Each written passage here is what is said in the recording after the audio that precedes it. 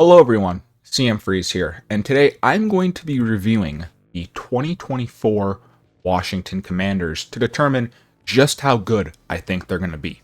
Now, I already made a video like this for the Dallas Cowboys, so if you want to see what you're kind of in store for, or if you're a Commanders fan watching this, you might want to see how your divisional rivals Cowboys are doing. I will put a link up top here for you guys to click on that. But I'm going to be splitting this video up into three parts. The first part is I'm going to be reviewing the Commanders' 2023 NFL season. We're going to look at their team. We're going to look at their stats, see just how they did in 2023, use that as a comparison for us in 2024. Then we're going to look at the offseason. We're going to look at free agency, and we're going to look at the draft. We're going to look at the Commanders' key additions and their key departures. Then finally, in the third phase, we're going to go over their schedule, and I'm going to predict every single game to see what their record's going to be and how they're going to do. Now, for the first part, which I realize that my face cam is probably covering up a little bit of it, I have another roster thing for you, but I just found this on the internet, and I just wanted to quickly go over the Commanders' full 53-man team, at least what they had at the start of the season, because obviously they made some trades midway through. But last year, the Commanders, they started Sam Howell at their quarterback. We'll go over how that went. Their offensive line, terrible. Absolute trash. The Commanders had the second worst offensive line last year, literally the second worst.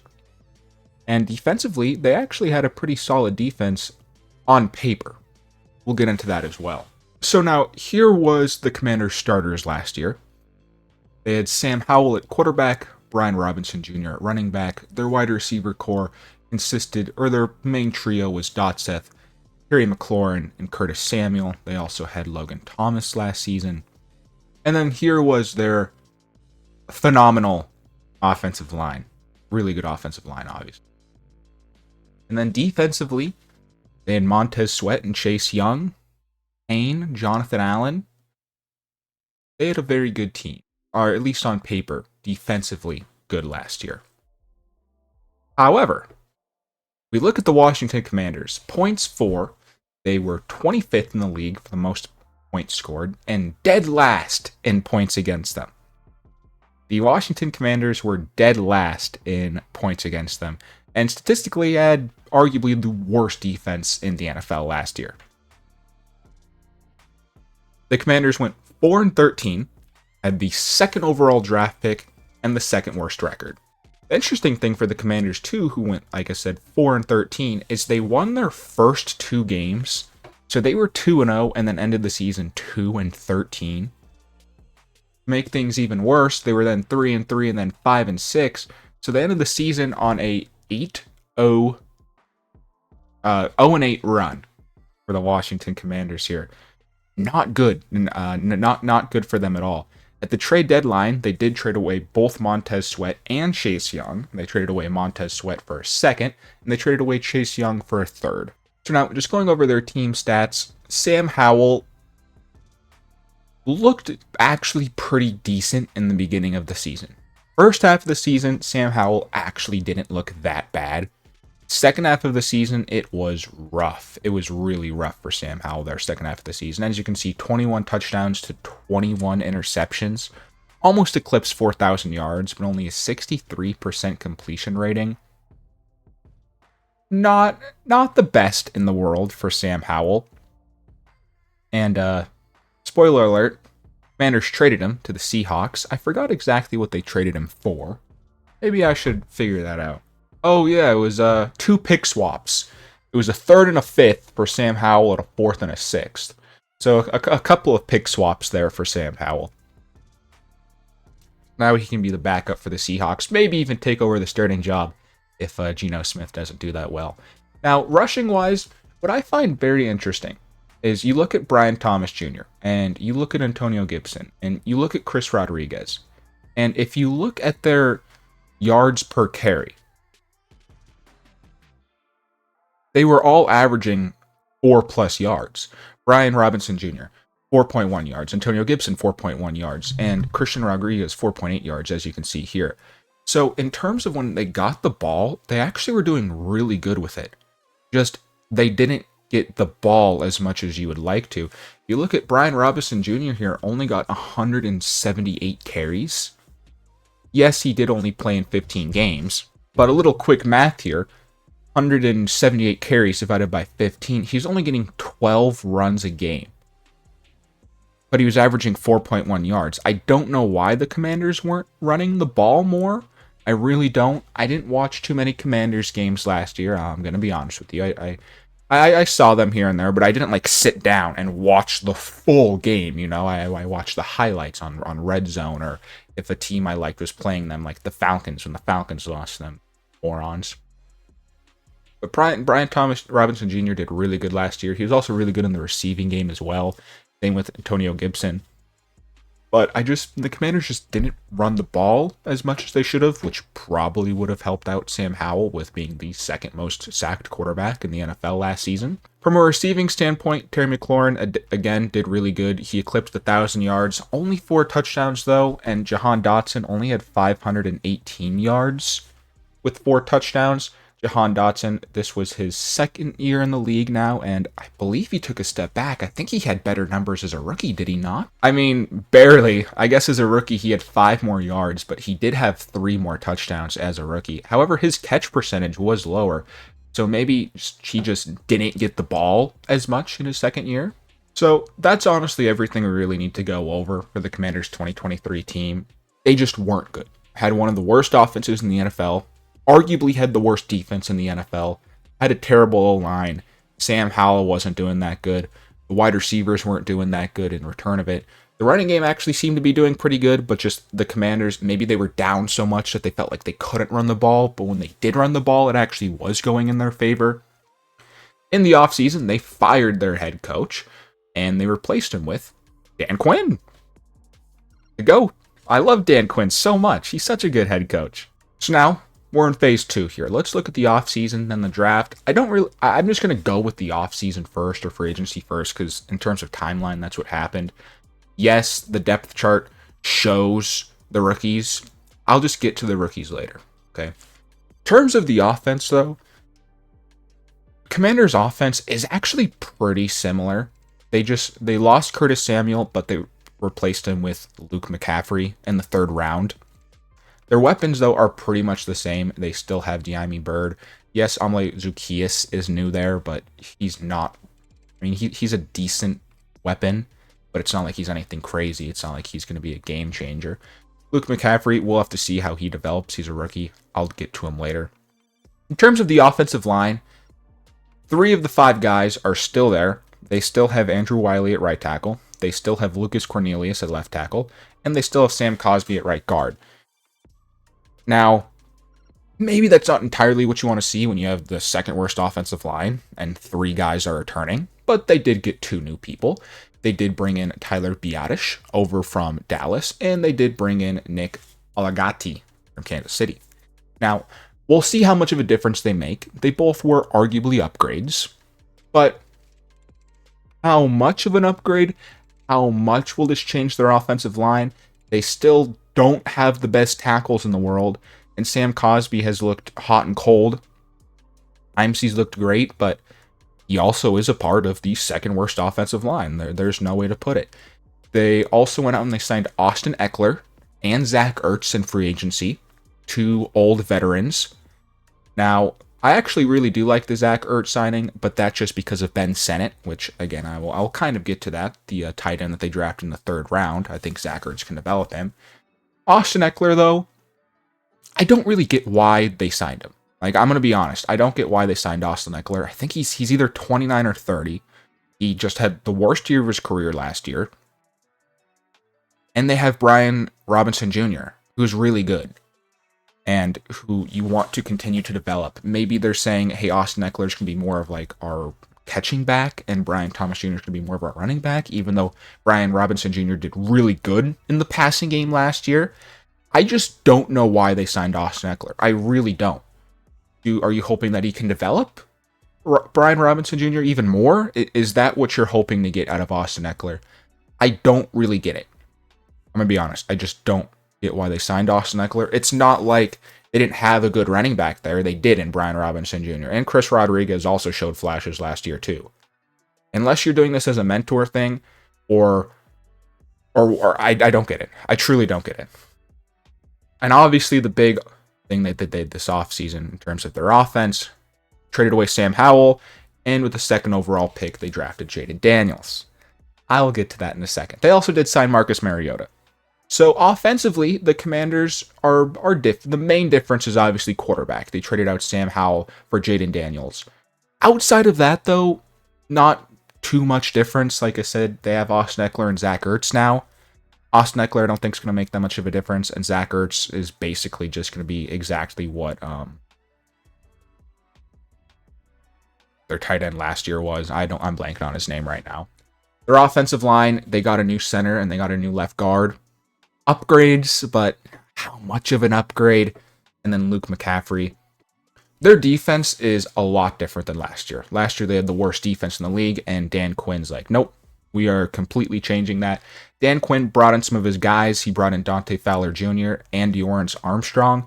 I actually really like Armstrong because last year, I think he went under the radar and he had 7.5 sacks. Yes, that was with Micah Parsons on the other side of him and DeMarcus Lawrence as well. But we'll see how he did. He did have 7.5 sacks last year. Dante Fowler Jr.'s ass. No way around that. He's ass. They also signed Clelin Ferrell. He's ass. No way around that. But they still have Jonathan Allen and Daron Payne in the middle. So who knows? Maybe the guys on the edge can cook because the offensive lines of opposing teams will have to worry about the interior of the offensive line. Their linebacker core, they completely rehauled. They got Bobby Wagner and Frankie Louvu. I actually really like Frankie Louvu. He was really good for the Carolina Panthers. Bobby Wagner is also good, but obviously nearing the edge of his age, or end of his career, obviously. Don't think he's going to make that much of a difference, but he's still a big name. He still knows the game. He could definitely help teach the linebacker core. You can see the Commanders signed a lot of veterans. I believe that they're hoping that these veterans can train up younger guys for the future, and this first year is going to be kind of a, not necessarily a rebuild year, but one step above whatever you would call a rebuild. Then their secondary is interesting, if you want to say the least. They still have Benjamin St. Juste, who I think is a pretty good corner. Their safety group, they have Jeremy Chin, who is replacing Cameron Curl. Cameron Curl was a really good strong safety, but so is Jeremy Chin, so it's kind of like an even swap. They still have Derek Forrest, who's a decent free safety. I don't hate him. But then the rest of this corner group is interesting, man. Michael Davis from the Chargers, he played for the Chargers, man. That's all you need to know about him. They did draft a rookie in the 3rd round. Emmanuel Forbes is not what you were hoping he was going to be. I think everyone kind of knew that. Everyone was really surprised when they drafted Emmanuel Forbes as in the 1st round last year. He got burnt a lot. He did not look good. I'm pretty sure he even got benched in the middle of the season last year. So looking at this Commanders team, at least in terms of free agency, defensively, they did bring in a lot of guys, a lot of veterans. Offensively, they brought in some veterans as well. No real, big, holy crap, difference maker. I would say probably their biggest free agency signing that they did was, at least the best one, I would say, was probably Frankie Louvu and Bobby Wagner. I think their linebacker core definitely improved from last year. But I can't say that the rest of their team did. Their defensive line, I would definitely say, has got worse. You've lost Montez Sweat and Chase Young and replaced them with Clelin Ferrell and Dorrance Armstrong. Secondary probably is the same. Like I said, Cameron Curl got swapped with Jeremy Chin, and then they added a rookie in the 3rd round. So the secondary is the same. Linebacker core got better. Defensive line got worse. Now, we get to talk about the Washington Commanders draft. And with the 2nd overall pick, the Washington Commanders selected Jaden Daniels. Now, I'm going to be honest, and this is just completely my opinion. Other people are going to have completely different opinions than me, and I'm probably in the minority on this opinion. I don't like Jaden Daniels. I don't. Statistically, I'm pretty sure more than 50% of 1st-round quarterbacks don't pan out well in the NFL. And we just had 6 quarterbacks get drafted. So statistically, I'm going to say 2 of them are going to be busts. 2 of them are going to be like career backups, and then only 2 of them are actually going to be good starters. I think Jaden Daniels is probably going to be in that backup range. I don't think he's going to be one of the 2 quarterbacks that are good starters. Maybe 3 of the quarterbacks from this draft are actually going to pan out and be good NFL quarterbacks. I just don't think Jaden Daniels is going to be one of them. Now, I mostly think that's because of the situation he's going to. I think if Jaden Daniels was going to a different situation, more like New England, I think he would have turned out much better if he was going to New England or if he was going to Minnesota. But he's not. He's going to Washington, where I think he's going to have to start right away. The Commanders haven't come out and said if it's Mariota or Jaden Daniels starting. I really hope that they start Mariota, but I don't think they are. I think they're going to start Jaden Daniels. Jaden Daniels is going to have to sit behind one of the worst offensive lines in the NFL, when one of his biggest complaints is that he doesn't know when to throw the ball or slide, and he takes big hits. That's an issue. The quarterback who's literally one of his biggest issue is he takes big hits is going to the second worst offensive line in the NFL that made only slight improvements to that offensive line. Then you look at who's coaching him. Cliff Kingsbury. Cliff Kingsbury. Do I need to say anything else at all? So I think Jaden Daniels might be in a bad situation where he's just kind of thrown into the fire right away. And that could really damage a quarterback's confidence, especially when he was at LSU and he had elite talent around him. He had Malik Neighbors and Brian Thomas Jr. That's not to say that Terry McLaurin isn't elite. I would say Terry McLaurin is a really damn good wide receiver. Jahan Dotson has the potential to develop into a really good wide receiver as well. I don't see it. He has flaws in his game that I think the Washington Commanders aren't going to be able to fix, and he went to a bad spot with his flaws. But we'll see. I hope I'm wrong. I'm not going to ever prove for a kid's downfall. Like I said, I just see Jaden Daniels being thrown into the fire immediately.